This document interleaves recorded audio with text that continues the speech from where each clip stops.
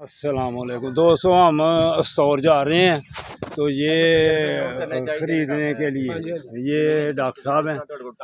ये देखिए प्रोग्राम बनता जा रहा है। चिलगोजे खरीदने के लिए जा रहे कारोबार के लिए। टोटल ड्राई फ्रूट हाँ, टोटल ड्राई फ्रूट ये कारोबार के सिलसिले में। तो साथ साथ ये वीडियो भी बनाता जाएगा अल्हम्दुलिल्लाह।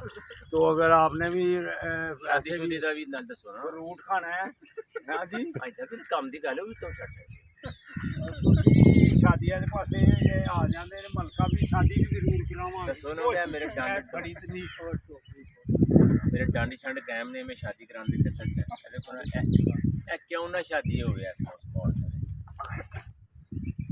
तू देख लवे जो कहेगी कि मैं तो इन्हों को नाल ही करानी शादी मरसा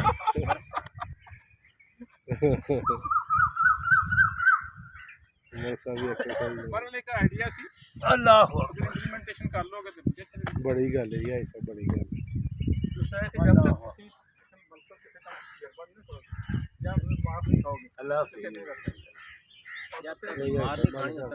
अल्लाह